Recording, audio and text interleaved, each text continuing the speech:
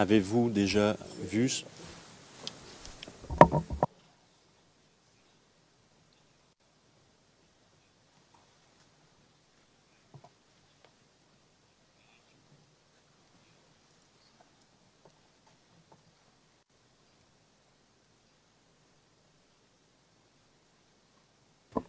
Mr. McDonald?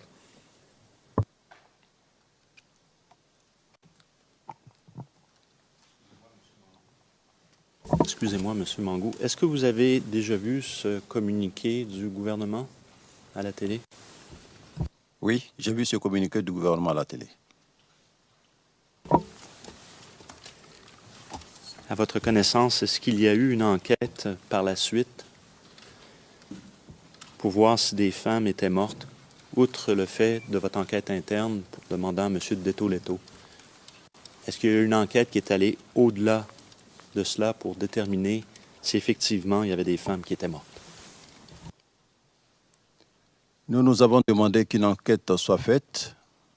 Je crois que si l'enquête avait été effectivement faite, on aurait été informé des résultats. Mais on n'a pas été informé du résultat, donc je suppose qu'il n'y a pas eu d'enquête. Est-ce que vous avez été informé à quelque moment que ce soit, depuis les événements, si des éléments avaient été punis, donc entre le 3 mars et le 11 avril 2011? Non. Très bien. J'aimerais maintenant passer aux événements du... Excuse me. Just... Le président, un instant, je veux être sûr d'avoir bien compris la réponse. Vous n'avez jamais été informé? Votre réponse, non. Est-ce que c'était à la réponse, vous n'avez jamais été informé, ou est-ce que c'était une réponse à vous n'avez jamais, qu'il n'y a jamais eu de sanction? Ça s'applique à quoi? Que je n'ai jamais eu de sanctions. Les sanctions, ça s'applique à la sanction. Mais aussi que je n'ai jamais été informé qu'il y a eu une enquête qui a été faite, Monsieur le Président. OK. Le président, fort bien, merci.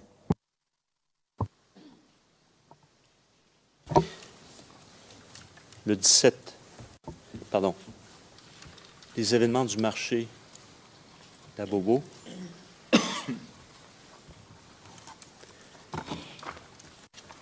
Donc, on en a touché un petit peu tout à l'heure, mais revenons-y. Comment avez-vous appris que des obus étaient tombés donc, sur ce marché? Là également, ce sont les forces impartiales qui nous ont informés. Et je crois que le ministre de la Défense aussi a dû être informé par ces mêmes forces impartiales, mais aussi par un groupe de journalistes qui lui ont apporté l'information.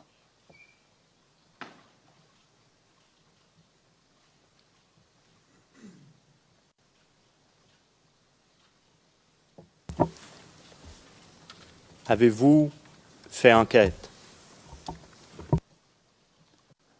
Comme dans toute opération, quand ces genres d'événements surviennent, on arrête l'opération, on mène l'enquête pour s'assurer si ce sont nos hommes qui sont en cause. Donc l'enquête interne a été faite. Voilà, j'ai demandé au général Detto de faire une enquête interne, elle a été faite.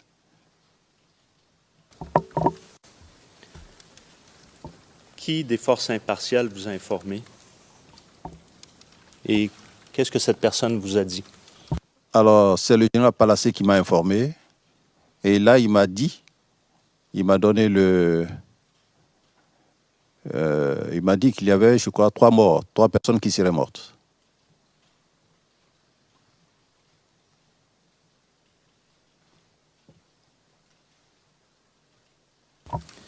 Lorsque vous faites votre enquête, alors quelle est cette enquête interne que vous avez faite?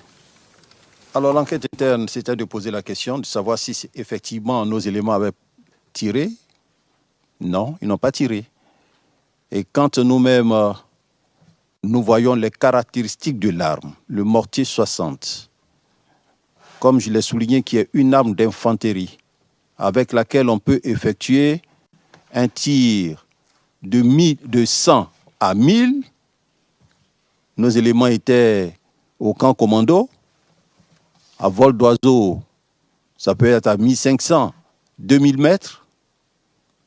Et puis, au camp commando, il y a quand même de grandes bâtisses. Mettre un mortier 60 en batterie, ne pas avoir visuel avec le marché et puis effectuer des tirs, ça nous a semblé vraiment impossible. Ça nous a semblé impossible.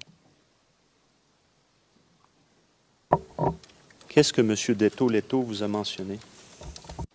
Detto-Letto nous a plutôt dit que nos éléments avaient utilisé des grenades. Voilà, qu'ils avaient utilisé des grenades, c'est ce qu'il avait dit. Mais pas de tir de roquettes de 60. Quel type de grenade?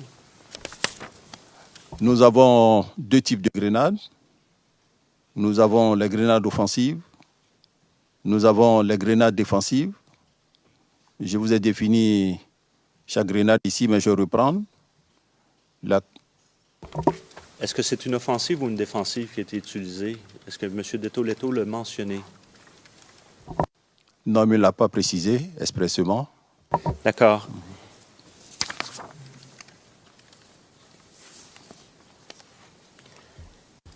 À votre connaissance, est-ce que vous savez s'il s'est déplacé? Est-ce qu'il est allé sur place? Non, je ne pense pas qu'il se soit déplacé. Non, non, il n'est pas allé sur place. Alors, une fois fort de cette information, vous dites que vous faites quoi?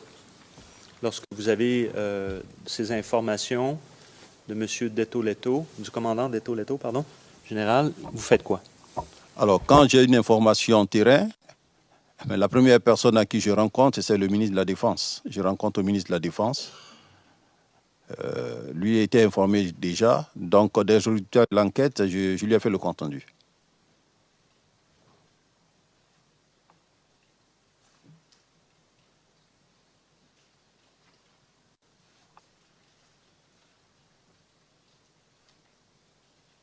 Et je lui ai aussi demandé, excusez, j'ai oublié un point.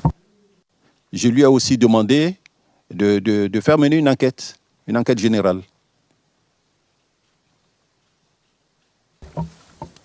Et qu'est-ce qu'il a dit à cette proposition? À cette proposition, il m'a dit qu'ils allaient le faire, mais ça n'a pas été fait.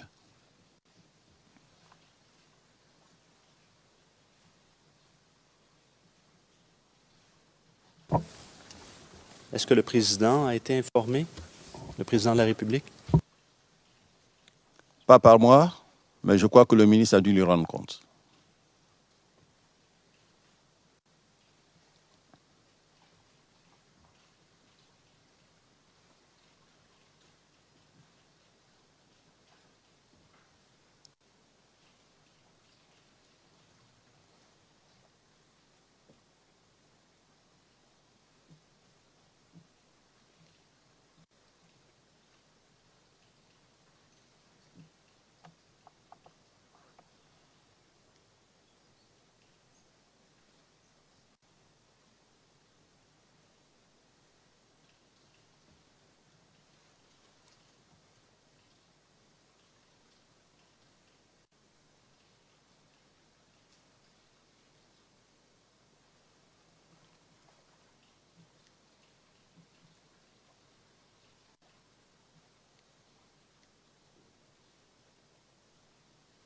Alors, juste pour confirmer, est-ce que vous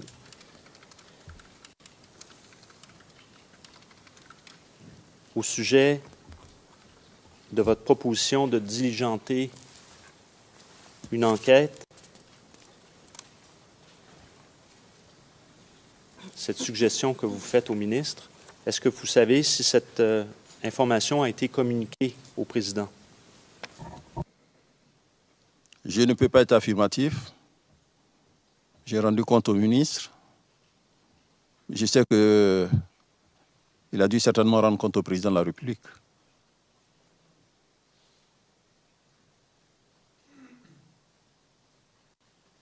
Est-ce que vous savez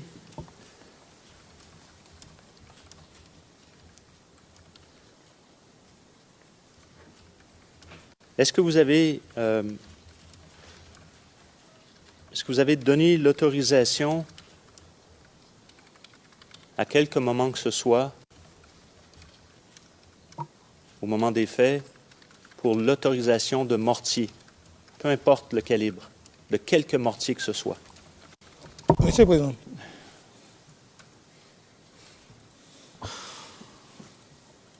Maître Bougnon? Oui, Monsieur le Président, je fais une objection parce qu'avec cette ligne de questionnement, il a demandé au témoin, le témoin a répondu pour dire que d'après les enquêtes et selon la position du marché, il n'y a pas eu de tir de mortier, on a plutôt dit grenade. Donc je ne sais pas de quelle autorisation, de quel tir de mortier on parle. Il a demandé au témoin, le témoin dit par rapport à la situation du marché, à vol d'oiseau, il a dit dans 2000 mètres alors que les mortiers font 1500. Donc il ne pense pas qu'il y ait de tir de mortier, il a plutôt parlé de tir de grenade, à supposer. Mais maintenant, autorisation de tir de mortier par rapport à quoi? Par rapport à quelle réponse du témoin? Monsieur, Your Honors. Monsieur MacDonald, Monsieur le Président, la Chambre doit connaître des faits relatifs à cette affaire et une réponse. Le Président, un instant, je vais poser la question. Est-ce que vous avez autorisé à quelque moment que ce soit, pendant la crise post-électorale, l'utilisation de mortiers? C'est la question. Can you tell us? Quand est-ce que vous avez fait cela? Dans quelles circonstances? Comment? Pouvez-vous nous parler des circonstances de cette décision?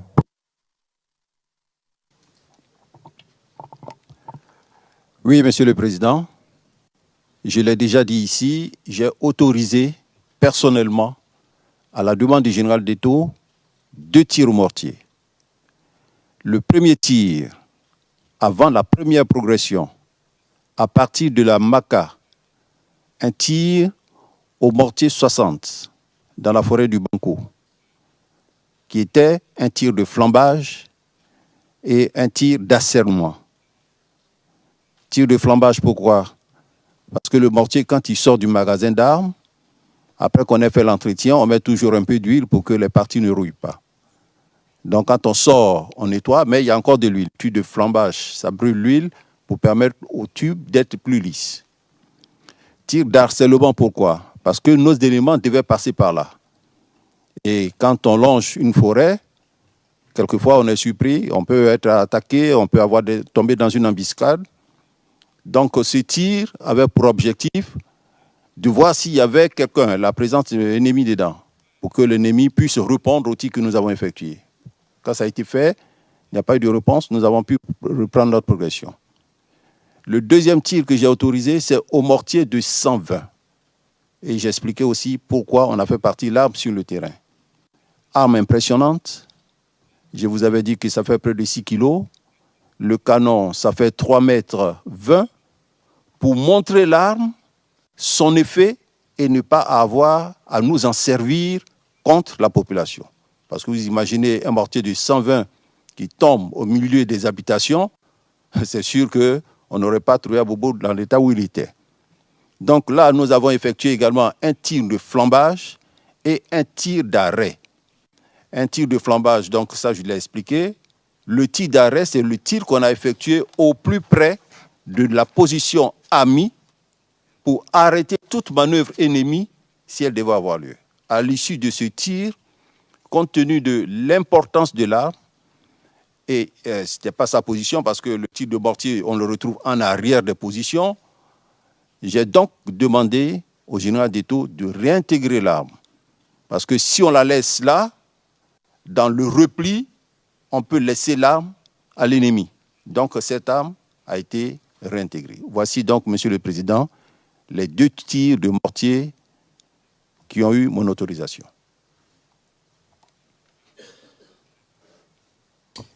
Just one supplementary question. Le Président, une question supplémentaire. Est-ce que vous pouvez situer ça dans un cadre temporel?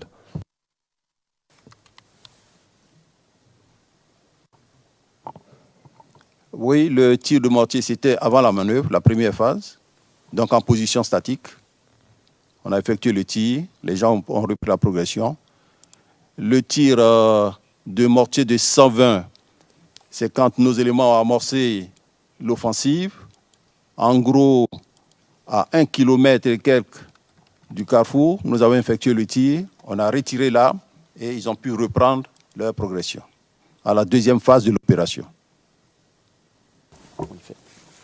Le 25 février. Oui, le 25 février pour le tir. Le premier tir, ça a été le 23 février et le deuxième tir, le 25 février. Thank you, Mr. Prosecutor. Le président, je vous remercie, monsieur le procureur.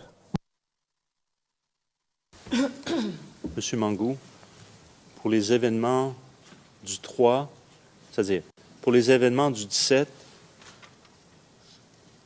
est-ce que la gendarmerie a fait enquête? Of the 17, Le 17 mars 2011, n'est-ce pas? Non, pour que le compte-rendu soit clair. Monsieur McDonald, oui. 2011.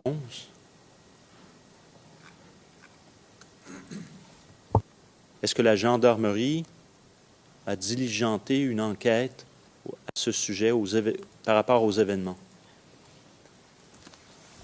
Je ne peux pas vous le dire. Nous avons diligenté une enquête interne. Nous avons demandé qu'au niveau de l'État, une autre enquête soit diligentée. Donc, si elle devait être diligentée, cette enquête, c'était la gendarmerie qui serait saisie. Mais je n'ai pas souvenance de ce que la gendarmerie a été saisie pour faire une telle enquête. Et que ce soit donc pour les événements du 3 ou du 17 mars 2011, est-ce qu'il y a quelques éléments qui ont été punis, sanctionnés, ou quelques sanctions que ce soit pour ces événements-là? On ne pouvait pas punir d'éléments parce que nos éléments n'étaient pas impliqués. Une punition, on l'inflige à quelqu'un qui a commis une faute. N'ayant pas commis de faute, on ne pouvait pas infliger de punition à qui que ce soit. Alors je vais justement appeler maintenant la pièce vidéo, et je pense que ça va être la dernière chose pour cette matinée, Monsieur le Président, et cet après-midi, je serai certainement dans les temps pour terminer. Donc, je vais vous montrer maintenant, on va montrer maintenant la vidéo CIVOTP 0069 0376 de la minute 6:30 à 11:40. Il s'agit de la pièce 405 sur notre liste et le transcrit correspondant, si je ne me trompe pas, c'est en entier, CIVOTP 0087 0281 et c'est ajouté à la fin, l'avant-dernier sur notre liste, 613, je crois. Donc, le transcrit, c'est du début à la fin, s'il vous plaît, mais c'est de la minute 6:30 à 11:40. Merci.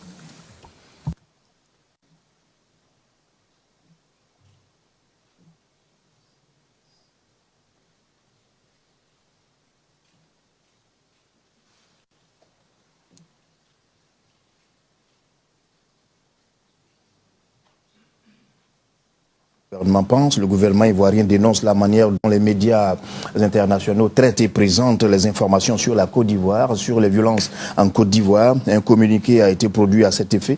En voici le contenu avec M. Aoua Domelo, ministre de l'Équipement et de l'Assainissement et porte-parole du gouvernement. Communiqué du gouvernement. Le jeudi 17 mars 2011, des informations ont été diffusées par des médias étrangers faisant état d'une intervention des forces de défense et de sécurité à l'arme lourde sur un marché situé dans la commune d'Abobo. Cette intervention aurait fait plus de 27 morts et plusieurs blessés. Le gouvernement ivoirien, soucieux du respect des droits de l'homme, a aussitôt ordonné des investigations à l'effet de vérifier la matérialité des faits. Il en ressort le constat suivant. Aucun dégât par obus n'a été observé dans les marchés de la commune d'Abobo le jeudi 17 mars 2011. Aucune victime d'une prétendue attaque par obus n'a été enregistrée dans les morgues d'Abobo et d'Aniama le jeudi 17 mars 2011. Aucune plainte consécutive à une opération des forces de défense et de sécurité n'a été enregistrée dans les services de police. L'escadron de la gendarmerie d'Abobo a été, en revanche, attaqué par les rebelles à 2 reprises dans la journée du jeudi 17 mars 2011. Est-ce peut-être de cela qu'il s'agit? Comme on le constate, les faits allégués sont donc matériellement inexacts. L'attitude des journalistes des médias internationaux appelle de la part du gouvernement ivoirien les observations suivantes. Ces journalistes sont prompts à faire diffuser volontairement des informations erronées. Le gouvernement note, en ce sens, la similitude troublante entre la prétendue attaque à l'arme lourde du marché d'Abobo et la non moins prétendue répression de la marche des femmes d'Abobo il y a 3 semaines. Ces mêmes journalistes adoptent en revanche un mutisme injustifié lorsque des crimes d'une atrocité révoltante sont commis par les rebelles. À titre d'exemple, le massacre des villageois d'Anokwakouté dans la commune d'Abobo n'a point eu d'intérêt pour ces mêmes médias, ni même les personnes égorgées, tuées par balles, brûlées vives lors de l'attaque par les terroristes de l'antenne de la radio-télévision ivoirienne située dans la même commune. Des exactions et des tueries commises par les rebelles dans les localités de Doké, dans la sous-préfecture de Bloléquin, ne sont pas loin de constituer sinon un génocide, à tout le moins des actes y afférents. Elles n'ont eu droit qu'à l'indifférence de la communauté internationale. Les médias occidentaux agitent le spectre des poursuites internationales en diffusant en boucle des informations sur des charniers inexistants, des attaques imaginaires et des prétendus génocides. Ils contribuent ainsi corrélativement à assurer l'impunité aux rebelles et à leurs complices qui s'adonnent en toute quiétude à la perpétration des crimes contre l'humanité, dont les crimes des rebelles à tous les pleux, Bloléquin, Zouaouien, Béouien, Abobo et Anyama. L'embargo sur les médicaments, la fermeture des banques et l'interdiction d'exporter le cacao, privant ainsi la population ivoirienne des revenus pour se nourrir, se soigner, scolariser les enfants et vivre décemment. Le gouvernement de Côte d'Ivoire appelle les médias internationaux à prendre des précautions élémentaires pour vérifier la matérialité des faits avant de les diffuser et à faire preuve de professionnalisme, c'est-à-dire d'objectivité et d'impartialité, pour ne point se rendre complices des terroristes comme le sont déjà les forces onusiennes et les forces licornes, au risque de devoir les considérer désormais comme le prolongement médiatique du terrorisme ambiant. Voilà, c'était le communiqué du gouvernement relatif au traitement de l'information sur la Côte d'Ivoire par les médias internationaux.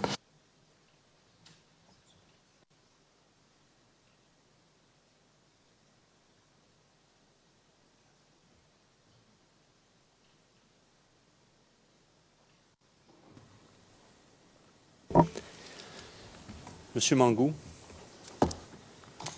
vous rappelez-vous également de ce communiqué qui a été communiqué le 22 mars au journal de la RTI de 20 heures? Je n'ai pas suivi ce communiqué.